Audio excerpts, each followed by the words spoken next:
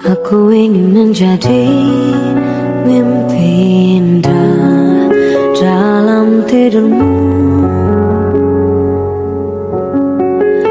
Aku ingin menjadi sesuatu yang mungkin bisa kau rindu.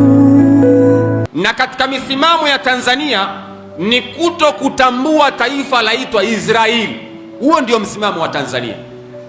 Ndugu zangu wa Tanzania wenzangu, hivi karibuni kumekuwa na video inayosambaa kwa kasi mitandaoni ikimwonyesha kiongozi mmoja wa dini akidai kuwa Tanzania haina mahusiano na Israeli na kwamba Watanzania hawapaswi kuitambua nchi hiyo. Ndugu zangu, kuna kitu kimoja niwaambieni. Israeli na Tanzania hawajawahi kuwa na urafiki. Israeli na Tanzania hawajawahi kuwa na urafiki. Yaani nazungumzia tangu wakati wa Mwalimu Nyerere. Yaani Nyerere ni katika miongoni mwa watu ambao walikuwa wanapinga uvamizi uliofanywa na Wazayuni katika taifa la Palestina. Tunatambua sisi ushirikiano waliokuwa nao wa Tanzania na wa Palestina, mpaka kuna hospitali inaitwa Sinza Palestina pale. Kama mnajua hospitali ya Sinza Palestina, tulijengewa ile hospitali kwa msaada ya watu wa Palestina. Ile hospitali tunatambua Tanzania namna gani ilivyokuwa na urafiki. Nyerere alivyokuwa na urafiki mkubwa na Yasir Arafat. Ndiyo, kuna mtu mmoja alipita hapa nyuma akawa analazimisha urafiki ama kutaka kufunguliwa ubalozi wa Tanzania katika ardhi ya Israeli. Lakini tangu enzi ya Nyerere, tangu enzi ya Mwinyi, enzi ya Mkapa, enzi ya Kikwete, Tanzania haina uhusiano na hatuna ubalozi katika ardhi ya Israeli. Na hata hapa Tanzania kulikuwa hakuna ubalozi wa Israeli. Hakuna. Na mpaka sasa ninavyozungumza hakuna ubalozi wa Israeli hapa Tanzania. Ubalozi wa Israeli upo Kenya. Na Kenya ni mtoto mziwanda wa Marekani. Na Marekani na Israeli kama mnavyojua nitakuja kuambieni mbele ikoje. Lakini hapa Tanzania hakuna ubalozi wa Israeli. Hakuna hapa. Huo ndio msimamo wa Tanzania. Kauli hizi ni nzito na zinaweza kuleta athari mbili za hatari. Kwanza, kupotosha umma kwa taarifa za uongo. Pili, kuhatarisha mahusiano ya kidiplomasia ambayo taifa letu linayahitaji kwa ajili ya maendeleo. Leo sitajibu kwa hisia wala kwa mabishano ya kidini. Nitajibu kwa ukweli na historia, sheria za kimataifa na maslahi ya taifa letu la Tanzania. Nianze kwa kuangazia historia ya halisi kuanzia mwaka 1961 mpaka 95. Ni lazima tuelewe chimbuko la mambo haya. Taifa la Israeli lilianzishwa rasmi mwaka 1948 kufuatana na mpango wa Umoja wa Mataifa. Mnamo mwaka wa 1947 Umoja wa Mataifa ulianzisha pendekezo rasmi la kugawa Palestina kuwa nchi mbili, nchi ya Kiyahudi Israel, 55% ya ardhi, nchi ya Kiarabu Palestina, 45% ya ardhi. Yerusalem. Jioni ya Ijumaa tarehe 14 Mei 1948, mji wa Tel Aviv, kiongozi wa Kizayuni David Ben Gurion alisimama mbele ya umati na kutamka maneno yaliyosubiriwa kwa karne nyingi. Kwa mamlaka iliyotolewa na historia na mateso yetu, tunatangaza kuanzishwa kwa taifa la Israel. Ano makhrzim bazot al hakamat medina yehudit fi eretz Israel hi medinat Israel. Tangu wakati huo pamekuwa na mgogoro kati ya Israeli na Palestina. Na Tanzania, nchi chini ya Mwalimu Nyerere, baada ya uhuru wa mwaka 1961 ilianzisha mahusiano rasmi na Israeli. Hata hivyo, mwaka 1973 kufuatana na vita ya Yom Kippur, nchi nyingi za Afrika ikiwemo Tanzania zilivunja mahusiano haya kuonyesha mshikamano wa mataifa ya Kiarabu. Lakini kuna jambo la msingi hapa: kuvunja mahusiano ya kidiplomasia si sawa na kutotambua uwepo wa taifa.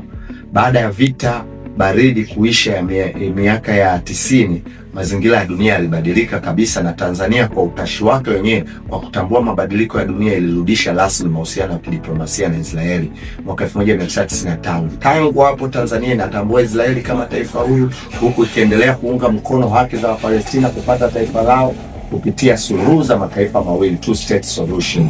Lakini hatua ya mwaka 2018 kuna jambo pia liliweza kutokea. Kuna upotoshaji kuwa uhusiano wetu na Israeli ni wa kinyemela kama ilivyosema video. Ukweli na ililazimishwa kufunguliwa ubalozi wa Tanzania Tel Aviv. Wakati wa waziri wa mambo ya nje na ushirikiano wa kimataifa alikuwa ni Agustino Maiga. Agustino Maiga alikwenda kufungua ubalozi wa Tanzania katika ardhi ya Israeli kinyemela bila watu wengine kujua, na inawezekana kuna baadhi ya watu hawajui kama Tanzania wana ubalozi Tel Aviv, lakini ubalozi ambao ulifunguliwa kinyemela. Kwa nini? Kwa sababu msimamo wa Tanzania hawatambui kama kuna taifa laitwa Israeli. Huwezi kufungua ubalozi. Ukifungua ubalozi tafsiri yake ni kwamba umetambua kwamba ile ni nchi. Hali ya kuwa msimamo wa Tanzania kweli ni upi sasa? Mwaka 2018 serikali ya Tanzania ilichukua hatua kubwa na ya wazi ya kufungua ubalozi kamili nchini Israeli kule Tel Aviv. Naitwa Job Masima, ni balozi wa Tanzania nchini kule Tel Aviv. Ule ni uamuzi wa kimkakati wa kuimarisha diplomasia ya kiuchumi. Huwezi kufungua ubalozi katika nchi usioitambua. Hatua hii inaonyesha kuwa Tanzania imeamua kuacha siasa za miaka ya 70 na kukumbuka fursa ya karne ya 21. Hata hivyo, ni wakati wa sasa kuitaka Israeli nayo iwe na ubalozi kamili hapa nchini kwetu badala ya kutuhudumia kutokea Nairobi, ili kuonyesha dhati na usawa katika ushirikiano. Nirudi, watu wengi pia wanasema, hasa Wakristo, wanaangalia swala hili la Israeli kwa mtizamo wa kiimani kupitia Biblia. Katika Mwanzo 12:3 kuna ahadi ya Mungu isemayo, nitawabariki wakubarikio na ya kulaania nitawalaani. Hata kama diplomasia ya nchi haiongozwi na dini, ni ukweli wa kivitendo kuwa mataifa yanayoshirikiana na Israeli bila kificho yamepata neema kubwa ya kiteknolojia na maendeleo. Marekani na mataifa mengi makubwa yamegundua siri hii. Sisi kama Tanzania hatuwezi kutarajia baraka za teknolojia ya Israeli huku tukijificha kwa kuikana nchi hiyo hadharani. Huwezi kutaka matunda ya mti ulioulaani.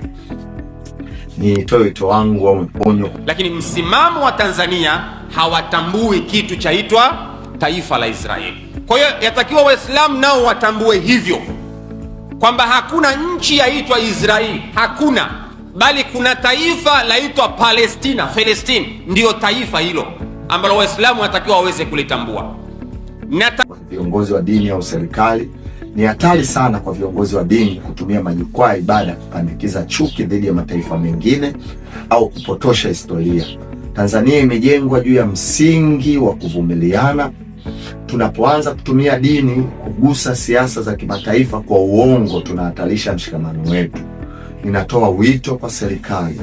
Ukimya wenu juu ya upotoshaji huu unatoa mwanya wa mbegu ya chuki kukua. Ni lazima mamlaka husika zitoe ufafanuzi wa wazi ili kulinda umoja wa taifa na kuhakikisha majukwaa ya ibada hayatumiwi kama vituo vya propaganda zisizo sahihi. Kulinda ukweli sio kuingilia uhuru wa dini, bali ni kulinda usalama wa nchi. Nimalizie kwa kusema haya kwamba Tanzania inahitaji ushirikiano na Israeli katika teknolojia ya kilimo kama umwagiliaji wa matone, drip irrigation, usimamizi wa maji na sayansi ya kisasa ili kukomboa vijana wetu na umaskini. Mambo makuu matatu nahitaji tuyazingatie. Nisema, jambo la kwanza, viongozi wa dini, bakini kwenye majukwaa yenu ya kutoa tumaini, msichochee chuki. Jambo la pili, serikali imarishe uhusiano huu kwa ujasiri kwa kukemea upotoshaji. Jambo la tatu, Watanzania tafuteni maarifa sahihi. Katika zama hizi za mitandao, propaganda bila maarifa itakubakisha kwenye umaskini. Diplomasia sio hisia, ni maslahi na ukweli. Tulinde Tanzania yetu kwa kukumbatia ukweli na kuacha propaganda zitugawe. Asanteni kwa kunisikiliza. Naitwa Shujaa Charles Mwaisemba au Shujaa CRM. Mungu awabariki mliponisikiliza.